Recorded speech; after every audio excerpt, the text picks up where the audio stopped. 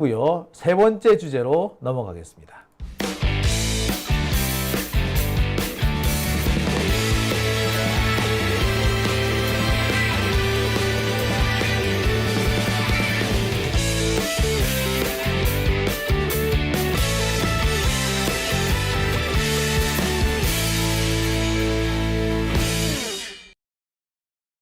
네, 오밤중 뉴스 함께하고 계십니다.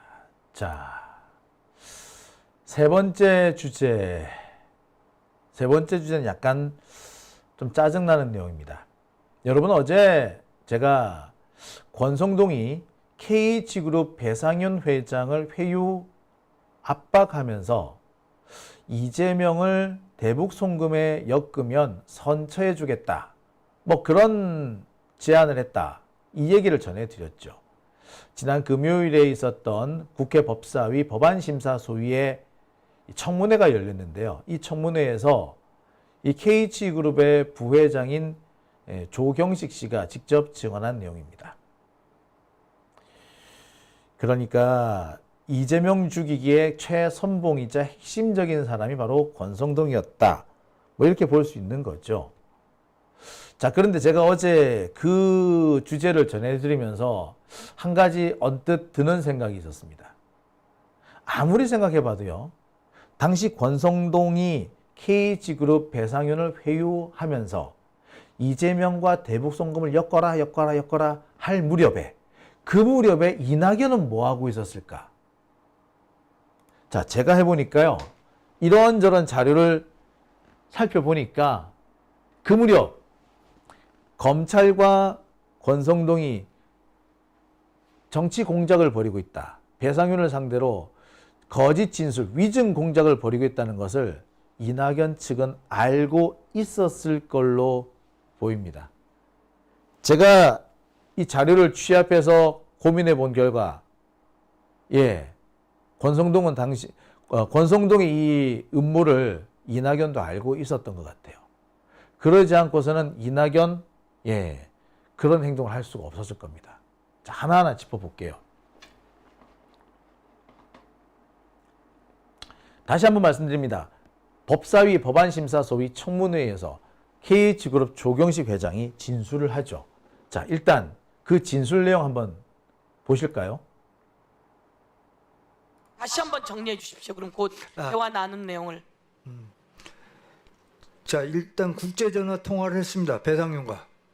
그리고 그 통화를 하면서 이제 그 우리 배상윤 회장님께서 그 두 번을, 그 전에 한국에 있을 때 도망가기 전에 두 번을 권 박사와 식사를 한 경험이 있더라고요. 전화를 바꿔주자마자 의원님하고 이제 뭐 서로 저거 얘기를 하는데, 권 박사께서 이제 알았으니까 자네 건강에는 잘 챙겨, 그리고 있어, 그리고 모든 건 조 회장하고 얘기 다 끝났으니까 그렇고 마무리 할 테니까 라고 했습니다. 그 마무리라는 건 뭐냐, 우리 배상윤 회장이 공항을 자진 입국해서 들어오면서 기자 인터뷰를 하는 걸로 시작을 해서 누군가를 그 이름을 거론을 시키고 들어와서 구속이 된 다음에, 지금 아시다시피 저희가 지금 배임행령이 한 3천억이 있는데 지금 이제 그것도 이제 곧 지워질 것인데, 중요한 거는 그렇게 들어와서 구속이 되면 3개월 정도 구속되어 있다가 병원으로 일단 뺐다가 불구속으로 재판을 받으면서 너희가 생각하는 3년의 실형은 살게 해줄게, 그것만. 거기까지가 얘기가 그날의 대화의 중점 내용입니다. 그날 대화한 중점 내용입니까? 예, 맞습니다. 충격적이네요. 그러면 배상윤 들어오면서 누구의 이름을 얘기하는 거였나요? 공항에서? 말씀드려도 되겠습니까? 네. 이자, 제자, 명자입니다. 이화영. 그래서 두 분의 이름입니다.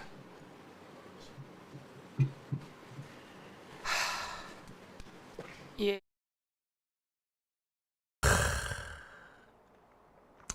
한숨이 절로 나오죠. 자, 조경식 부회장은 권성동으로부터 이재명과 대북 송금을 엮는 진술을 해주면 선처해 주겠다. 공항에 입국할 때 기자회견을 해야 되는데 그렇게만 해주면 3년형 이내로 마무리 짓고 김성태도 선처해 주겠다. 뭐 이랬다는 겁니다. 정치 공작이 있죠. 자, 그러면서 권성동이 이 조경식 부회장으로부터 돈을 받았다. 뭐 이런 얘기가 또 있죠.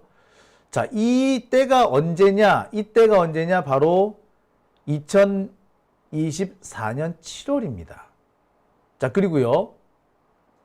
당시 이 협의가 진행되던 거. 그때가 언제다? 예. 협의가 진행되고 이 앞서서 조경식 회장, 부회장과 검찰 사이에 이렇게 논의가 진행된 건 언제냐? 2023년이었습니다. 2023년 10월부터 12월 사이에 논의가 진행이 돼요. 첫 논의가 진행이 됩니다. 야, 충격적이지 않습니까? 예. 자, 그러니까 처음 논의가 시작된 거는 2023년 10월경부터 논의가 시작되고 이것이 2024년 7월 정도면 어느 정도 마무리가 되는 거죠. 그래서 본격적으로 돈 거래가 진행이 됩니다. 그리고 이 무렵 2023년 10월부터 12월 사이에 수원지검 연어회 파티가 진행됩니다. 자, 이것을 염두에 두고 계속 이어보시죠. 자, 그런데요. 당시 이낙연은 언제? 2023년 6월 달에 이낙연이 귀국을 합니다. 그러니까 본격적인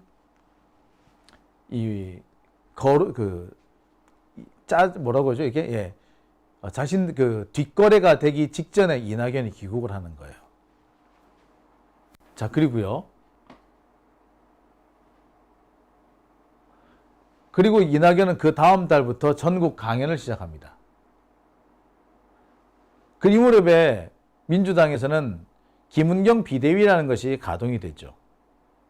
그러니까 이재명 대통령, 당시 이재명 후보, 이재명 당대표에 대해서 워낙 흔드는 사람들이 많으니까 그 흔드는 사람들까지 다 모아서 당을 혁신시키고 좀 더 발전적인 방향을 만들어 보자라고 했던 게 김은경 비대위였습니다.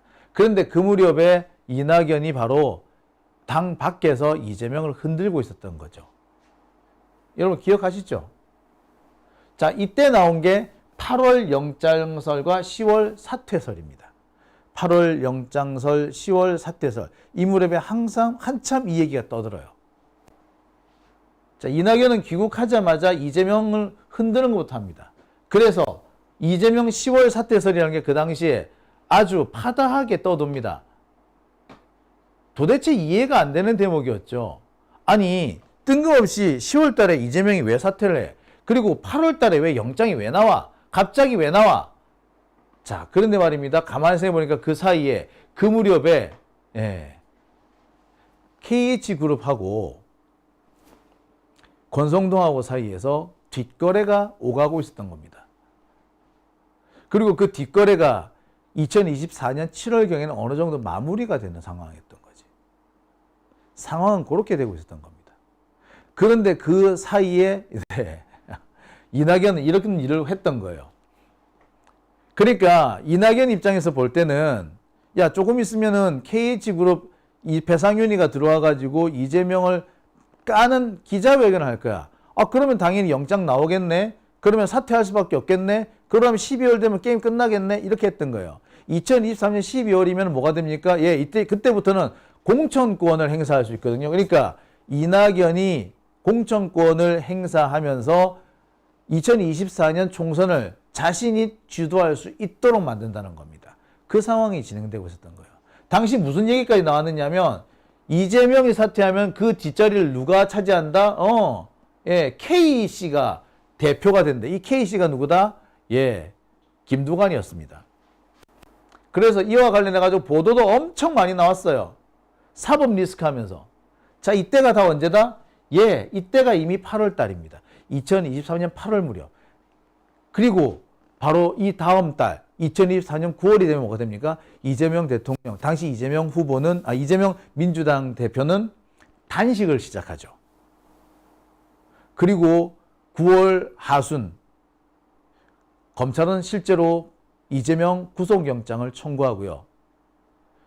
당시 이재명 구속영장은 국회에서 체포동의안이 통과되면서 실제로 영장실질심사까지 갑니다. 여러분 기억하시죠? 체포동의안 통과될 때 그 기억. 그래서 이 체포동의안 통과가 누구 때문이다라고 우리가 그때 핏대 노블렸었죠. 그때 가장 책임을 많이 물어야 된다고 하는 것이 박광원 아니었습니까? 박광원이 이상한 태도를 보임으로 해가지고 또는 박광원이 이재명을 내쫓으려는 사람과 사실상 결탁함으로 인해가지고 이재명을 나락으로 보냈다. 뭐 이런 얘기들까지 나왔었잖아요. 예, 기억하시죠? 그때가 9월입니다. 근데 그 무렵에 KH그룹은 권성동과 본격적으로 딜을 하기 시작했던 겁니다. 그리고 그 무렵에 2023년 11월 그 무렵에 KH그룹 조경식 회장은 강남에 있는 어도라는 횟집에서 회를 사들고 검찰청 수원지검을 찾아가곤 했었습니다. 그리고 그 자리에 누구도 있습니까? 예, 이화영도 있고 그랬던 거야. 이화영, 뭐 김성태, 방용철 이런 사람들이 있었던 거예요. 박상현 검사 물론 있었고. 그러면서 그 와중에 어떻게 일이 진행된다? 예, KH그룹은 배상윤 회장의 귀국을 하면서 검찰이 원하는 진술을 공항에서 해주기로 했던 거예요. 그 협의가 착착착 진행되고 있었던 겁니다. 원래는 20억으로 하려고 그랬는데 뭐 황성일인가 뭔가 하는 사람이 끼어들면서 액수가 48억으로 늘어났다고 하죠. 그리고 이 과정에서 주선을 했던 게 이철규 뭐 의원이라고 그러고 뭐 이런 얘기들이 막 나오죠. 그죠? 예, 바로 그 시점입니다. 바로 그 시점에 이낙연은 이재명을 흔들고 있었습니다. 8월 영장설, 10월 사퇴설. 영장은 9월에 청구가 됐고요.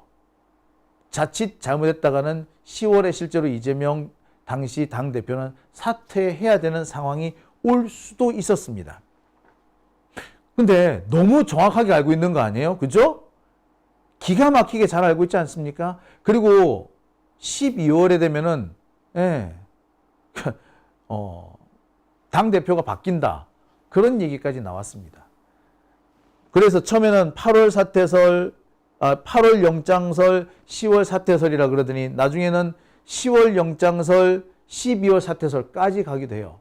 아무튼 이 무렵에 이낙연은 당시 검찰이 진행하고 있던, 권성동이 진행하고 있던 이 공작과 궤를 맞추는 행보를 보입니다. 권성동이 뭘 하고 있었는지, 검찰이 뭘 하고 있었는지를 알지 않고서야 할 수 없는 행동들이죠. 자, 볼까요? 당시 조응천 의원은 검찰이 추석 전에 9월 말에 이재명 영장 청구할 수 있다고 합니다. 실제로 그대로 됐죠. 이재명 대통령이 당대표 시절 영장 실질 심사를 받은 게 9월 24일인가 그래요. 근데 이 조응천은 8월 1일, 그러니까 한 달 반 이상 남아 있는데 이미 상황을 알고 있었던 거예요. 거의 2달 정도 여유가 있는데 알고 있었다고, 상황을. 어떻게 가능하지? 예. 자기들끼리 뭔가 주거니 받거니 하는 게 있다는 거 아니야. 영장 청구한다고 영장 발부되는 거 아닌데 영장 발부가 될 수 있다고 보는 이유는 뭐? 예, 그렇죠. 배상윤에 대한 공작이 진행되고 있다는 걸 알고 있었기 때문에 그런 건 거야. 그리고 실제로 그 무렵에 이화영 부지사에 대해서도 계속해서 회유 협박이 들어가고 있는 상황이었어요. 그 무렵에 이화영 부지사가 갑자기 진술이 흔들리는 경우가 있었습니다. 그러다가 11월 달에 다시 돌아오죠. 자, 그때 왔다 갔다 하다 흔들리던 시점하고 조응천이 뭔가 떠버리던 시점하고 딱 맞아 떨어지죠. 어떻게 이게 가능하죠? 검찰의 수사 진행 상황을 알지 않고서 이게 나올 수가 있나요? 그죠? 이낙연은요? 자, 이낙연은 이 무렵에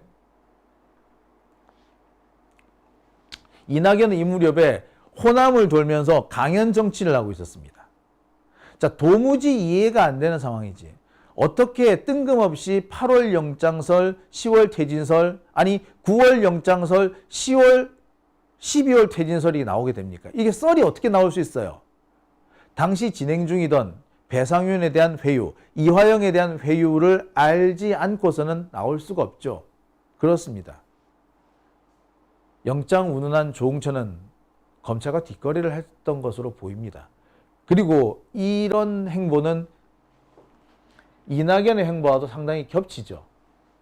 자, 이낙연은 6월 말에 귀국한 뒤에 8월부터 호남 일대를 쫙 이렇게 돌아다니면서 뭐 여기 가가지고 뭐 저기 뭐 그 5.18 묘지 찾고 한 군데는 4.19 묘지 가고 이렇게 이른바 묘지 참배 정치를 합니다. 참배 정치가 끝나고 난 다음에 강연 정치에 들어가요.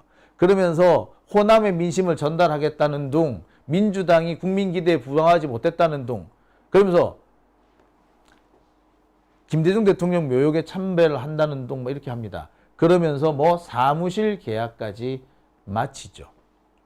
이때가 이미 7월, 8월입니다.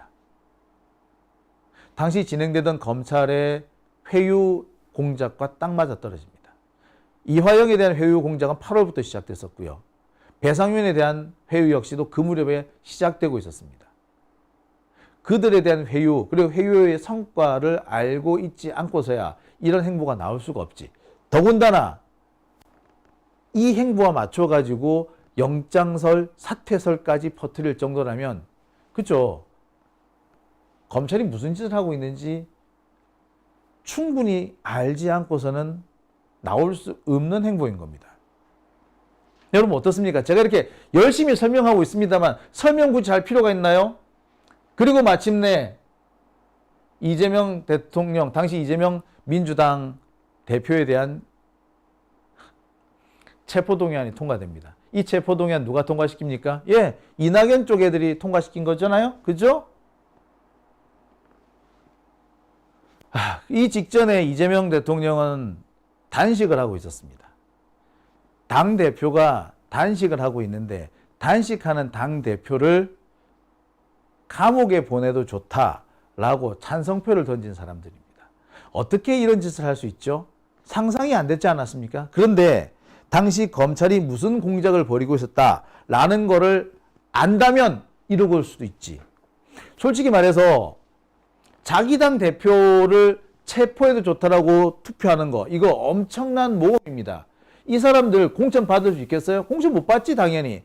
그런데 이재명이 실제로 그때 만약에 감옥에 갔다면 공천 받을 수 있겠지. 아니 자신들이 공천 받을 수 있는 영역이 더 커졌겠지. 그죠? 뭡니까? 무언가를 알고 있었기 때문에 배팅을 했던 겁니다. 그러지 않고서 이런 게 나올 수가 없죠. 솔직히 그때 엄청난 얘네들 모험한 거였거든. 만약에 영장 체포 동의안을 통과시켰는데 영장이 안 떨어지면 어떡할 거야? 예, 그러면 영장 찬성했던 사람들 다 목 날라가는 거잖아. 얘네들도 엄청난 모험을 한 거예요. 실제로 당시 체포 동의안에 가결 찬성했던 사람들 실제로 보면 다 날라갔잖아.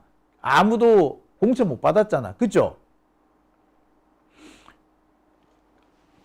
어쩜 그렇게 무모한 짓을 할 수 있었을까요? 가능한 시나리오는 딱 하나입니다. 검찰이 무슨 짓을 하고 있는지 알고 있었고 그 검찰의 공작으로부터 이재명이 살아남기 어렵겠구나 라고 판단했으니까 이런 짓이 가능했던 겁니다. 자, 어떻습니까? 제가 과도한 해석을 하고 있나요? 당시 이낙연이 어떤 행보를 보였는지 한번 살펴볼까요? 당시 이낙연은요, 아직 공천도 채 안 끝났는데, 공천이 한참 진행 중인데, 아니, 공천을 시작하지도 않았는데,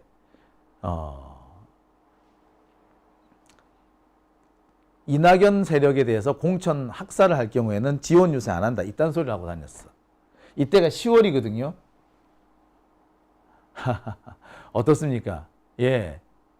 그 당시에, 그러니까 10월부터 딱 검찰하고 권성동하고 KH그룹 배상윤 측하고 본격적으로 협의가 진행됐던 겁니다. 그 시기에 이런 식의 발언을 합니다.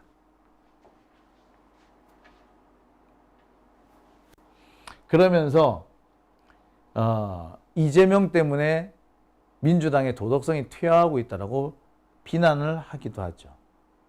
그리고 그 얼마 지나지 않아서 탈당을 해서 당을 새로 만들려고 합니다.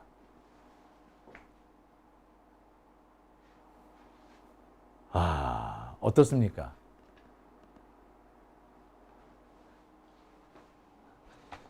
제가 길게 설명할 게 없다고 생각이 들어요. 당시 무슨 일이 있었는지 그냥 쭉 나열만 해도요, 충분히 여러분들 인식할 수 있을 겁니다. 어떻습니까? 예. 더 말할 필요가 있나요? 저는 그전부터 이낙연의 행보가 검찰의 행보와 상당히 싱크율이 높다. 검찰의 행보하고 이낙연의 행보하고 어떻게 짝짝 죽이 맞는 것 같다. 검찰이 뭔가를 하기 전에 이낙연이 먼저 운을 띄우는 경우도 있고, 검찰이 운을 띄우면 이낙연이 거기에 화답하는 경우도 있었다 라고 누차 말씀드린 바 있었어요. 2022년 10월에 검찰이 민주당사를 이렇게 압수수색하던 그 무렵에도 이낙연은 비슷한 얘기를 합니다. 그리고 그 당시 2023년 1월, 2월부터 위기론을 계속 강조해요. 그래가지고 2023년 2월인가요? 장인상을 당했다는 이유로 국내로 들어오기도 하죠.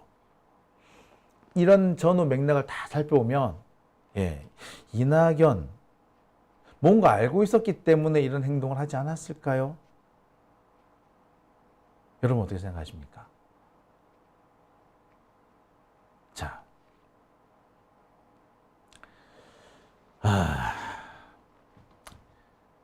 최근에 이낙연 대표가 다시 한번 그 활동을 재개할 양상을 보이고 있습니다. 그런데요, 이런 문제들에 대한 명확한 해명 없이 정치 재개는 절대 안 된다. 저는 그렇게 말씀드리고 싶네요. 자, 오밤중 뉴스. 오늘은 세 번째 주제 여기까지 하겠습니다.